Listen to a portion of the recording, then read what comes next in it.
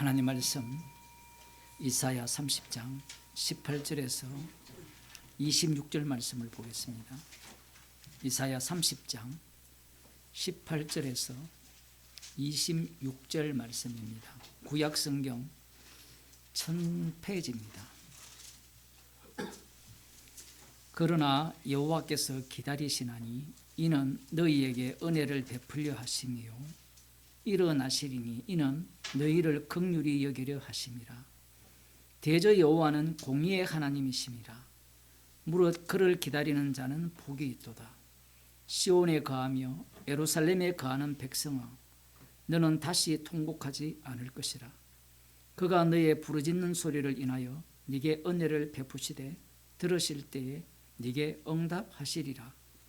주께서 너희에게 환난의 떡과 고생의 물을 주시나 내 서성은 다시 숨기지 아니하시리니 내 눈이 내 서성을 볼 것이며 너희가 우편으로 치우치든지 좌편으로 치우치든지 내 뒤에서 말소리가 내 귀에 들려 이르기를 이것이 정노니 너희는 이리로 행하라 할 것이며 또 너희가 너희 조각한 우상에 입힌 은과 부어 만든 우상에 올린 금을 더럽게 하여 불결한 물건을 던짐같이 던지며 이러기를 나가라 하리라.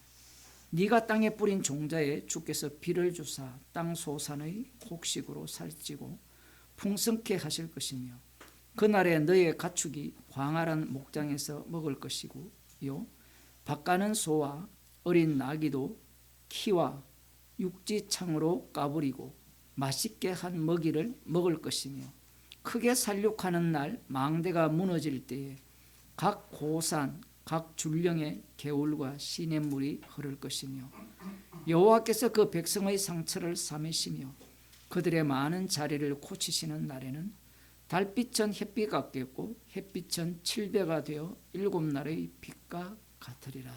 아멘. 햇빛이 칠배가 되면 다 죽죠. 하나의 비유인데 우리가 이 말씀을 읽어보면 하나님께서 그 은혜를 베풀려 하십니다. 긍휼히 여기려 하십니다. 이런 표현들이 나오고 있습니다.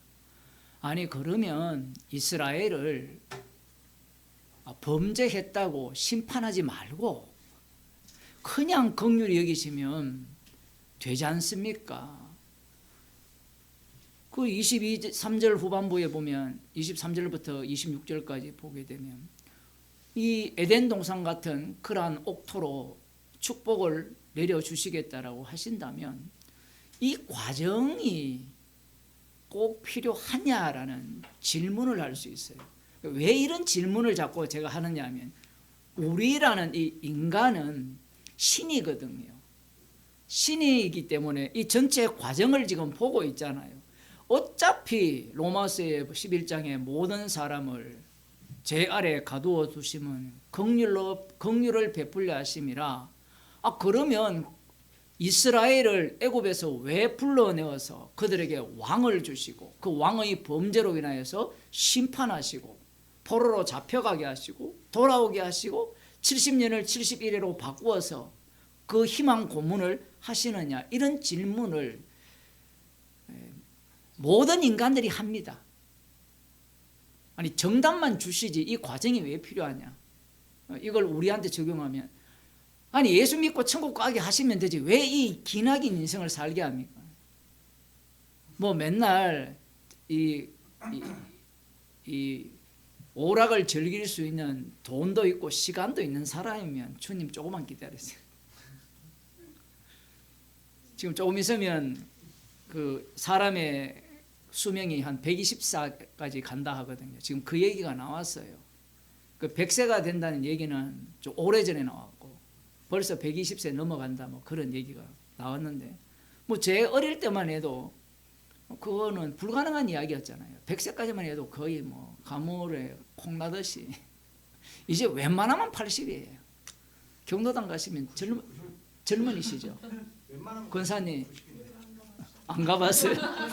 저 젊은이 취급받을까 싶어서 70은 완전히 유치 97에 돌아가셨어요. 유치원도 아니고 그런 어떤 시절이 되는데, 하나님께서 왜 이런 역사 속으로 이스라엘을 집어넣으셔서 이 말씀을 펼쳐내시느냐? 그것은 이 하나님의 베푸시는 긍휼의 의미가 드러나려면 죄가 드러나야 되거든요. 이 죄가 어떻게 드러나느냐면 오늘 우리가 읽은 말씀 때문에 드러나요. 말씀대로라는 것이 얼마나 악마적이겠냐를 보여주기 위해서 이스라엘을 뽑고 그들에게 선지자를 보내어서 약속을 합니다. 그 약속이라는 것이 어떠하냐면 너희들이 범죄했기 때문에 하나님의 심판을 받잖아요. 그러면 약속의 땅 전체가 황무지가 되거든요. 황무지가 되는데 지금 여기에서 보면 너희들이 하나님께 부르짖으면 그 소리로 인하여서 너희에게 은혜를 베풀 것이라고 약속을 하셨고, 그 은혜를 베푸신 이후에 이 약속의 땅은 다시 아름다운 목장처럼 될 것이라는 것을 약속을 줍니다.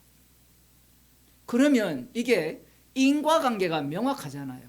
죄를 범했기 때문에 땅이 황폐하게 되었고 포로로 잡혀갔다면, 그러면 이 땅이 황폐하게 된 땅이 원래대로 이전보다 더 이 하나님께서 주시는 적과 꿀이 흐르는 땅으로 되려면 어떻게 해야 되느냐라는 겁니다. 그러면 간단하게 어떻게 해야 됩니까? 돌아오면 되죠. 회개하고 돌아오고, 여기에 보면 여호와께 부르짖는 소리를 인하여 은혜를 베푸신다라고 하셨으니까 부르짖으면 되는 겁니다. 그러면 부르짖을 때 언제 어떻게 한 상태에서 부르짖어야 돼요? 이제 이 질문이 나오죠. 부르짖으면 응답한다고 했는데 아무 때나 응답을 하겠느냐라는 겁니다. 내가 조건을 갖추어야 될 거 아니에요.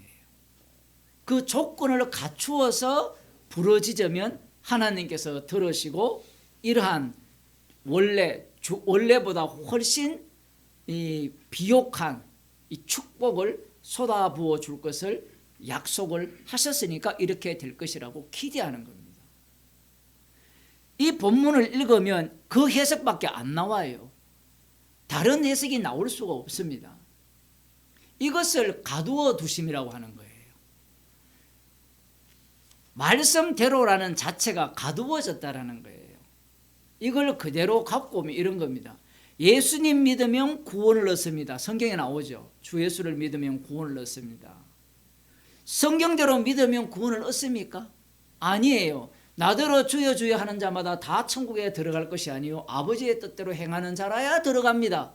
그러면 아버지의 뜻대로 행하면 들어갑니까? 라고 또 질문할 거 아니에요. 그 아버지 뜻이 뭐예요? 성경에 나오죠. 주의 이름으로 모든 걸 행해야 되잖아요. 먹든지 마시든지 다 주의 이름으로 하라 했잖아요. 그리고 주의 이름으로 선지자 노릇하고, 주의 이름으로 귀신을 쫓아내고, 주의 이름으로 복음을 전하고, 주의 이름으로 기도하고, 이렇게 모였어요. 주님 안다고 합니까? 모른다고 합니까? 모른다고 하죠. 모른다고 합니다. 아니 그러면 어쩌란 말입니까? 이 사람들이 자꾸 질문이 어쩌란 말입니까? 라고 질문하는 게 뭐냐면 나는 구원을 얻고 싶다라는 거예요. 주님은 구원을 주고자 온 게 아니에요. 자기 몸을 대속물로 내어주시기 위해 오셨어요. 아니 목사님 그게 그거지 않습니까? 라고 하지만 예수님이 대속물이 되시면 심판주가 돼요. 예수님은 천국 보낼 자는 천국 보내시고 지옥 보낼 자는 지옥 보내는 분입니다. 그게 십자가의 능력이에요. 제가 그저께 올린 글에 보면 주님은 십자가로 통치한다라고 했잖아요. 바울의 세간점 학파는 예수님이 통치하신다라고 가르치거든요. 예수님이 통치한다는 개념과 십자가 통치 개념은 달라요. 십자가가 통치하게 되면 모든 인간을 죄 아래 가둬버리면서 긍휼 베풀 자만 십자가 앞으로 나오게 되면서 죄인이 되면서 십자가가 밝게 보이고, 예수님이 통치하게 되면 충성이 돼요. 예수님이 통치하게 되면, 뭐 우리 권 집사님이 광화문 어제 보셨다는데 그 사람들이 꿈꾸는 게 예수님의 통치예요. 그 예수님의 통치를 어떻게 해야 되느냐면, 예수님이 통치하시는 통치는, 예수님은 어디 계십니까? 하늘 우편에 계시죠. 그러니까 예수님 안녕히 계세요. 거기 계속 영원히 계시고 그 통치권을 나한테 넘겨달라는 거예요. 그 통치, 그러한 어떤 통치 개념을 인간들은 상상을 하는 겁니다. 그러면 십자가로 통치하지 않고 시편 2편에 나오는 이 철장으로 모든 이방 나라의 그 권세들을 깨뜨리는 분으로서 통치하게 되면 이 땅은 어떤 나라가 되죠? 힘의 서열로 통치되는 나라가 되잖아요. 그러한 나라를 왜 이 제자들이나 예수님 당시 유대인들이 기다릴 수밖에 없느냐면, 자기들이 어디에 얻어 터졌습니까? 힘에 의해서 얻어 터졌잖아요. 죄를 범했기 때문에 강력한 아수르 제국이나 바벨론 제국에 의해서 멸망을 당했잖아요. 그러면 이 강력한 제국을 뒤엎을 힘은 어디에서 나옵니까? 이보다 더 강한 힘이죠. 강한 힘은 여호수아 전쟁을 통해서 보여줍니다. 사실은 여호수아를 보게 되면 그들이 말씀대로 살아서 순종해서 들어간 게 아니거든요. 성경을 그렇게 이야기를 해도 지금 이사야 선지자를 보면 너희들이 범죄했기 때문에 심판을 한다라고 하니까 어떻게 듣겠어요, 이걸? 그럼 범죄하지 않고 율법대로 살면, 하나님께 부르짖으면 하나님이 들으시고 이러한 메시아 왕국을 이루어 줄 것이라고 생각을 하는 거예요. 물론 그것을 기다리는 사람들 중에 마음이 급한 사람들이 열심당입니다. 기다리지 말고 우리가 이루어보자. 그 광화문에 있는 사람들이 열심당 중에 하나죠. 그 사람들의 특징이 뭐냐면 잃는 걸 싫어해요. 그저께도 이제 길을 가는데 윤석열 대통령님이 반드시 나오셔야 됩니다. 그 다음 단어가 중요해요. 여러분들이 공산화가 되면 얼마나 무서운 세상이 되는지 아십니까? 저 공산국가에서 한 20몇 년 살았어요. 아무 일 없습니다. 그 사람들은 뭘 모르느냐면, 제가 이야기했잖아요. 중국에 1억 명이 넘는 기독교인이 있다고요. 한국에 꼴란 몇 명? 1,000만? 1,000만도 안 되는 것 같고 비교를 하잖아요. 그러면 중국에 있는 사람들은 개판이지 않습니까? 교인들이. 저거들은 그 말도 안 되는 논리를 펴는 거예요. 뭘 지금 그들이 생각을 하느냐면, 이 목사들이, 여러분이 중세 때, 중세 얘기를 해야 되겠죠. 중세 때 이 목사들이 어떤 짓을 벌였는가 하면 근대까지도 마찬가지였습니다. 여러분, 예수 안 믿으면 지옥 가고 예수 믿으면 천국 갑니다. 그 얘기를 엄청나게 이 무서운 쪽으로 협박을 했어요. 네. 협박을 하면 사람들이 쫄아가지고 목사 말을 듣게 돼 있어요. 그러면 그 당시에 어떻게 됐냐면, 니체가 왜 신이 죽었다라고 그런 말을 했느냐면, 그 당시 교회 목사들이나 그 윗대가리들이 그런 설교를 하면서 자기들은 모두가 다 오늘날 대형교회 목사들처럼 산 거예요. 자기들은 천국 생활을 해요. 매일 골프장 가고 좋은 차를 타고, 그것도 2억짜리, 시계도 최소한 5천만 원짜리 차고 다니고, 그 PD 수첩에 나왔잖아요.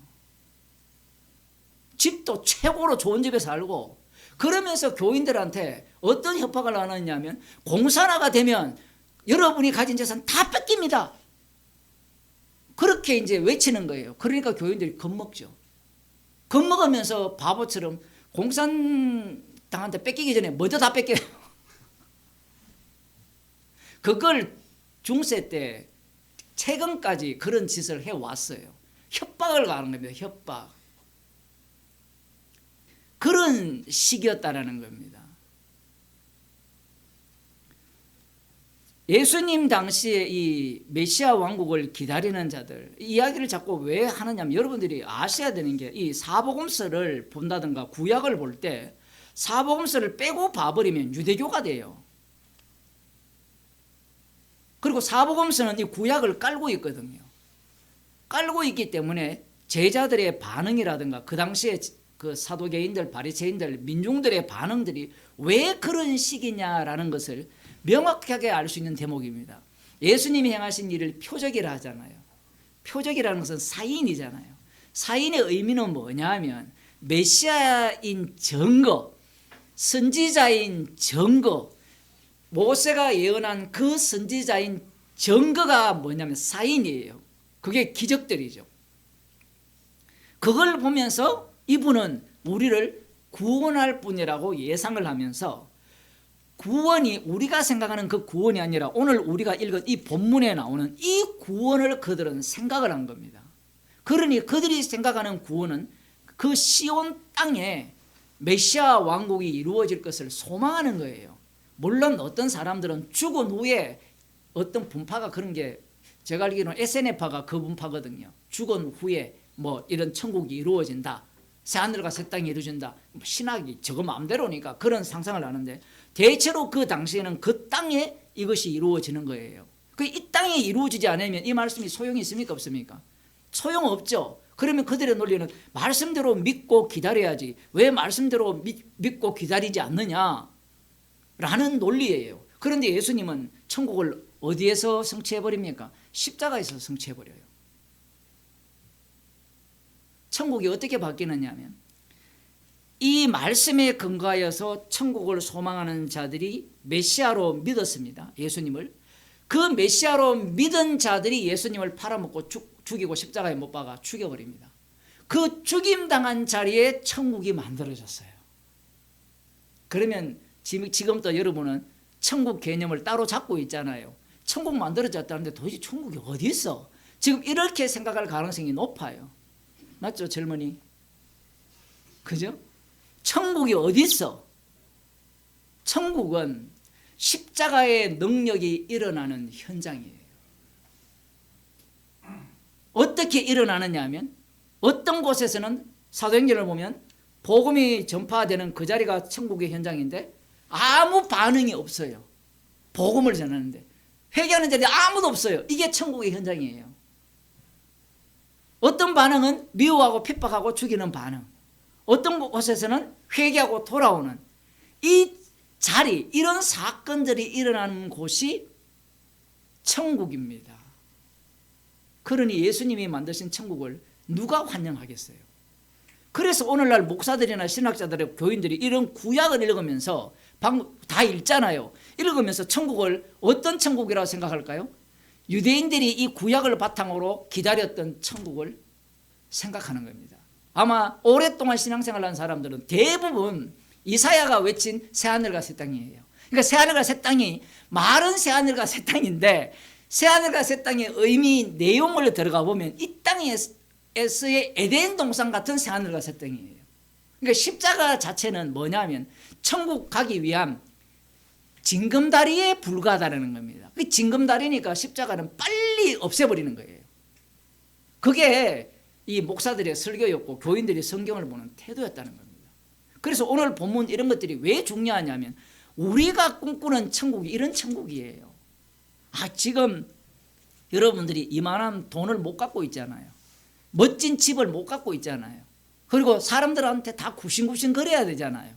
그런데 여기에서는 이스라엘이 이제 하나님이 긍휼히 여기면 부르짖으면 응답하시게 되면 완전히 자신들이 전 세계의 중심을 차지하는 나라가 되잖아요. 그러면 이 본문을 읽으면서 내 꿈을 키우는 겁니다. 내 꿈을 키우기 시작하면 오전 설교했듯이 자기를 높은 마음에 두기 시작하는 거예요. 주님은 십자가로 이 말씀을 완성을 하셨습니다. 기도하겠습니다.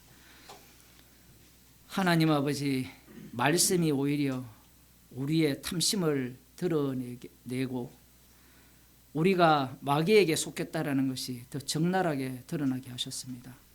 주님, 저희들을 긍휼히 여기사 십자가로 만드신 천국 백성으로서 날마다 하나님 나라의 활동성이 드러나는 현장으로 저희들을 인도하여 주옵소서.